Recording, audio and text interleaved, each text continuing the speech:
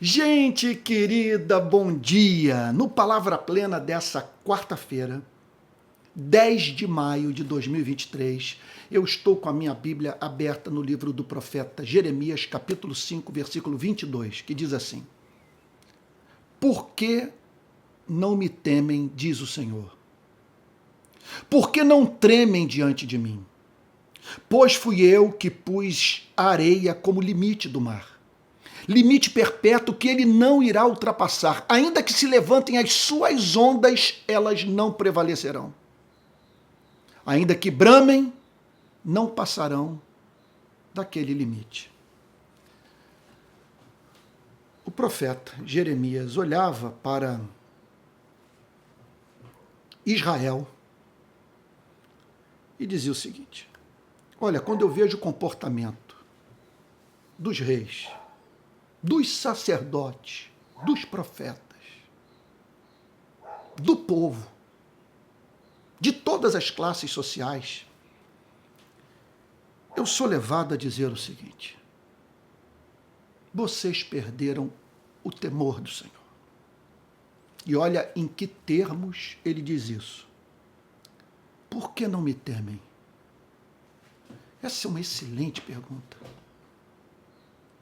Por qual motivo vocês perderam o respeito por mim? O que faz com que vocês não pensem na possibilidade de eu usar do meu poder para manifestar a minha justiça na vida de vocês? O que ele está dizendo é o seguinte: por que vocês não me temem? Me mostrem, por exemplo, que teologia que justifique esse modo irreverente de vocês lidarem comigo. Vocês brincam com os céus.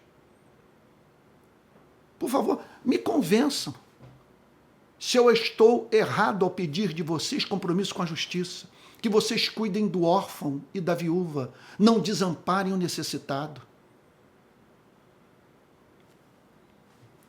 Por que não me temem? Por que não tremem diante de mim? Ele está dizendo o seguinte, que o que o povo havia feito diante de tudo o que a Bíblia revela sobre a santidade de Deus deveria levar as pessoas a tremerem. Porque realmente terrível coisa é cair nas mãos do Deus vivo. Antônio, você não pode falar nesses termos, mas que decepção. Amigo, olhe para esse planeta. Olha, deixa eu só lhe dizer uma coisa, falando aqui do meu Rio de Janeiro. O Rio de Paz, a nossa equipe, recebeu essa semana vídeos que dão conta do que bandidos estão fazendo nas favelas do Rio de Janeiro.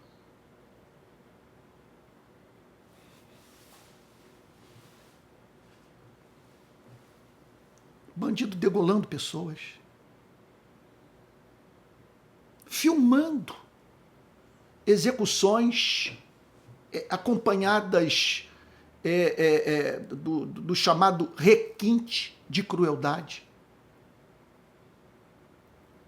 Numa das cenas, os bandidos viram-se para dois adolescentes e perguntam: qual de vocês quer morrer primeiro? Um deles, de 19 anos, vira-se para o bandido e diz: você pode me matar. E o menino é encontrado morto.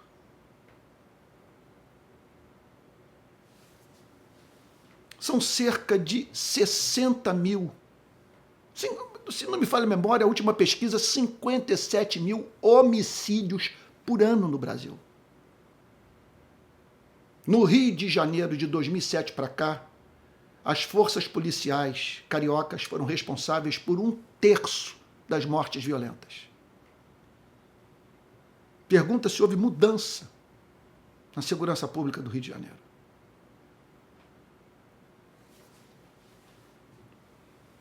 O profeta se levanta e diz o seguinte: por que não tremem diante de mim? O que significa tremer diante de Deus? É você se ver envolvido com alguma iniquidade que exige que Deus o julgue. E o julgamento de Deus pode vir de uma tal maneira que não haja espaço para arrependimento. É simplesmente o fim da trajetória de vida de um ser humano. Por que vocês não me tremem? Aí, Jeremias apela para a doutrina da soberania de Deus. Ele diz o seguinte: olhem para o universo. Olhem para o mar. Com todo o seu poder. É coisa de perder de vista. Contudo, fui eu que pus areia como limite do mar. Limite perpétuo que ele não irá ultrapassar. Ainda que se levantem as suas ondas, elas não prevalecerão. Ainda que bramem, não passarão daquele limite. O que Jeremias está dizendo é o seguinte, é que, meu Deus, que ninguém pode se insurgir contra o onipotente. Que ele estabelece limites para tudo no universo. De modo que, invariavelmente, os seus planos se cumpram. Jeremias diz o seguinte: vocês enlouqueceram. Vocês perderam o temor de Deus. Fica essa pergunta: as igrejas do nosso país perderam o temor de Deus? Em grande parte, sim. Por pelo menos 5 motivos. Número 1. Você percebe essa perda do temor do Senhor quando vê nas redes sociais irmão atacando irmão. Sem muitas vezes ter quem defenda a vítima. E não poucos promovendo o achincalhe público, a desqualificação da vida de um servo de Deus. Problemas que deveriam ser tratados de modo particular, sendo tratados de modo público. Isso é uma completa falta de temor. Falta de ter uma forma. Eu fico a pensar, um não cristão que pare para observar como os cristãos se relacionam uns com os outros nas redes sociais, ele simplesmente diria o seguinte: olha, na minha relação com os meus amigos, eu não observo esse tipo de coisa.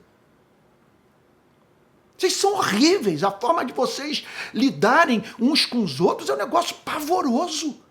E como que vocês ousam chamar um ao outro de irmão? Isso é falta de temor. Falta de temor, você perder de vista o fato de que atingir a dignidade do irmão na fé é tocar na menina dos olhos de Deus. Dos olhos de Deus. E como que você ousa divulgar isso? E dar crédito para esses maledicentes que vivem de discussão nas redes sociais, atacando pessoalmente pessoas. Evidencia-se também a perda do temor do Senhor quando a doutrina é negociada em nome da bandeira política. Quando até mesmo o conceito de inspiração é negociado, é relativizado, é trivializado, a fim de que a ideologia encontre justificativa na Bíblia.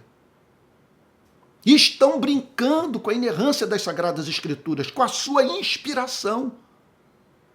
Porque é evidente que há nas Sagradas Escrituras aquilo que contraria pessoas que fecharam incondicionalmente, in totum, radicalmente com o progressismo.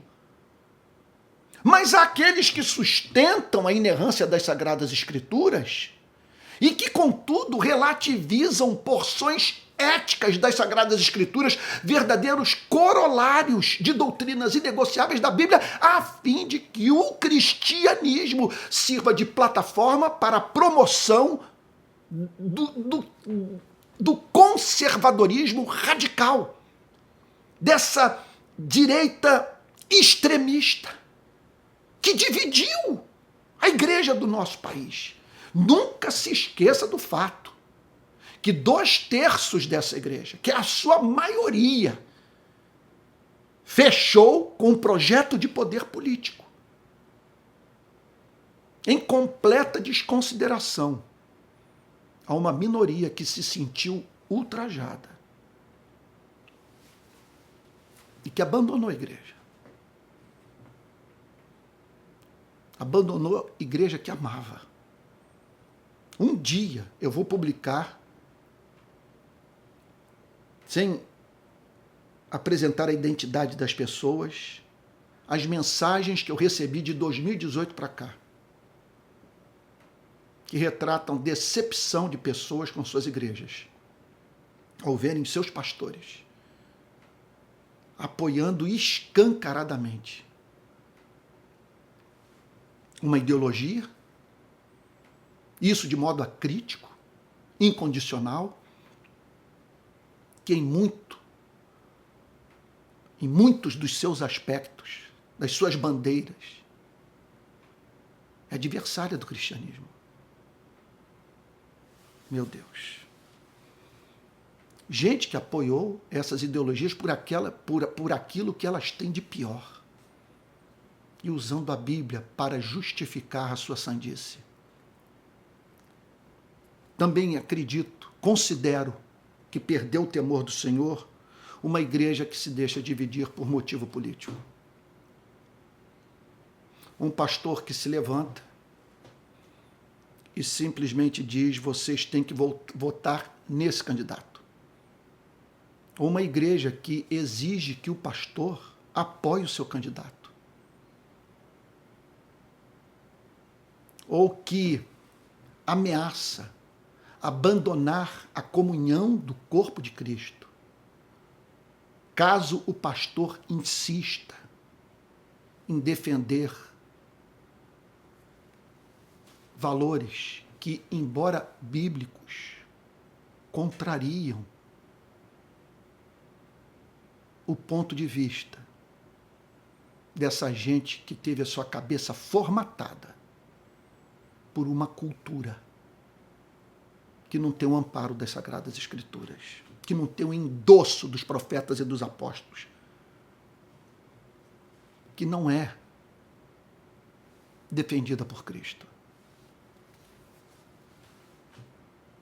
Perdeu o temor do Senhor uma igreja que prega mais moralidade do que o Evangelho.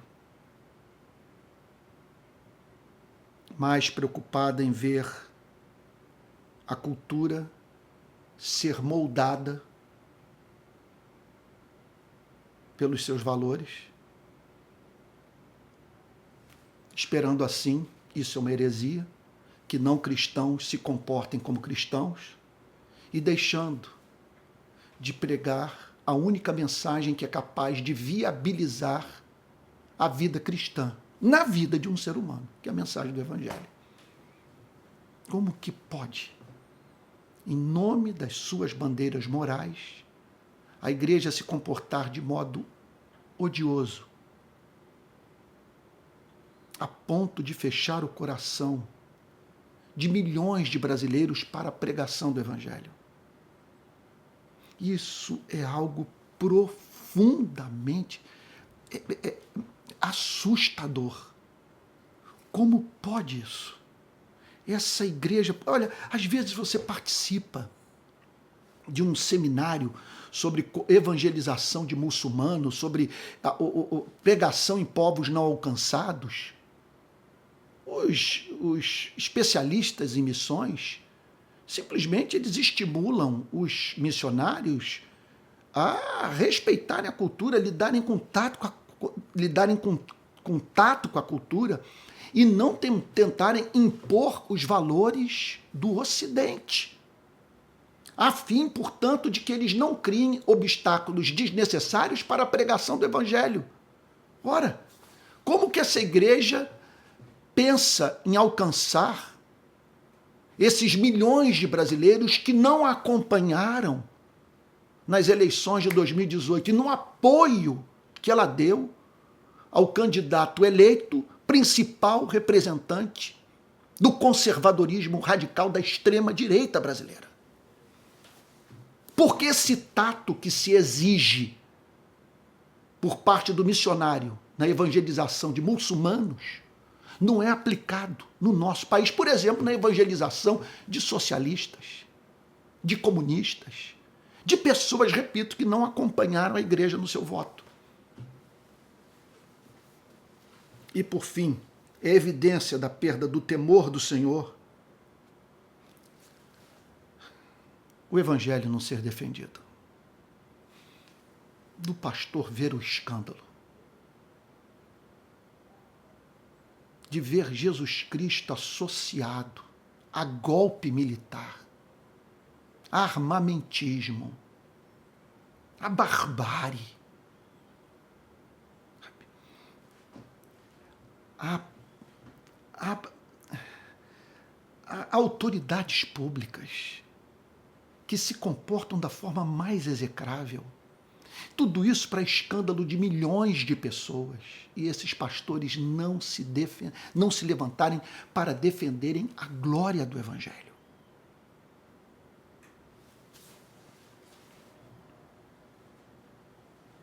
Que Deus restaure em nós o temor do Senhor.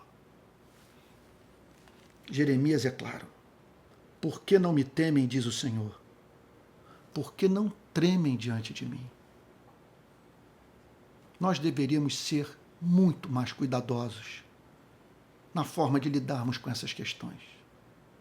Talvez você esteja dizendo para mim, Antônio, eu não concordo com tudo que você está falando, ou não concordo com nada.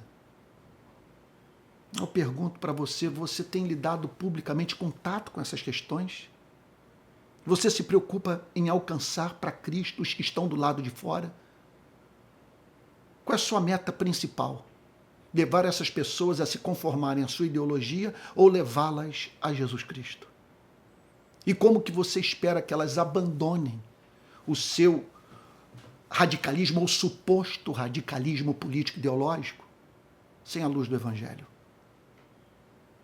O que justifica abrirmos mão de lidar com cuidado com esses que não conhecem a Cristo e que divergem politicamente de nós? Que cessemos de usar as redes sociais para fazer ataques pessoais a pessoas que, em razão dos seus posicionamentos políticos, veja só, não devem ser consideradas por nós inimigos da fé, ou inimigas da fé. De pessoas, portanto, que nós não devemos banir da comunhão da igreja pelo fato de divergirem politicamente de nós. Elas subscrevem o credo apostólico. Não poucas defendem as grandes confissões protestantes. E, contudo, são tidas como hereges, porque simplesmente não conseguem fechar com o nosso ideário. Que Deus nos conceda graça para não negociarmos doutrina em nome das nossas preferências ideológicas. Que, em nome de Jesus, não cometamos nos próximos anos os mesmos pecados que cometemos nos anos anteriores, de dividir a igreja por causa de candidato. Isso foi um pecado. Que preguemos o Evangelho em vez de pregar moralidade. E que na luta pelas nossas bandeiras morais não nos comportemos de maneira odiosa, proclamando esses valores de modo a irritar as pessoas e assim fechando o seu coração para a pregação do Evangelho de Jesus. E que o nosso Evangelho seja defendido. O Evangelho não é apenas defendido quando defendemos a inspiração das Sagradas Escrituras e a morte substitutiva, vicária, sacrificial de Cristo. Ele é defendido também quando separamos de associações a uma ideologia, a uma cultura, a um ideário diametralmente opostos ao conteúdo do Evangelho, ao espírito do cristianismo. Eu gostaria de chamá-lo agora para orar comigo, suplicando a Deus para que Ele restaure esse elemento de temor no nosso coração. Pai Santo, diante da sua soberania só nos resta temer e tremer. Sabemos que não servimos a um Deus justiceiro, mas sabemos que servimos a um Deus que não terá por inocente o culpado. E um Deus que espera da nossa parte amor respeitoso. Senhor, ajuda-nos a saber que ninguém lida com igreja, com evangelho, com o nome de Jesus impunemente. Senhor, que Tu encontres temor e tremor. Que Tu nos ajudes, Senhor, a na próxima vez que olharmos para o mar, nos lembrarmos, Senhor, que o Deus que impõe limites aos oceanos é o Deus também que rege a vida dos seres humanos. Em nome de Jesus assim oramos. Com perdão dos nossos pecados. Amém. Amém. Essa série de pregações não está sendo fácil, nem para quem ouve e nem para quem fala. Mas eu não vejo alternativa senão me manter fiel ao texto. O texto é contundente e acredito, portanto, que são contundentes também as aplicações que precisam ser feitas nesse atual contexto da história do cristianismo no Brasil. Há muita coisa da qual nós devemos nos arrepender. Bom, eu gostaria de dizer para você que está sintonizando pela primeira vez aqui no meu canal que o Palavra Plena vai ao ar todos os dias, vai ao ar, ou ele é postado, ele vai para as redes sociais de segunda a sexta às 7 horas da manhã. E terças e quintas eu ministro um curso de teologia às 18 horas, toda terça e toda quinta. E nos domingos, 10 da manhã e 18 horas, pregação nos cultos da rede de pequenas igrejas, tudo transmitido por esse canal. Quero estimulá-lo a manter o canal.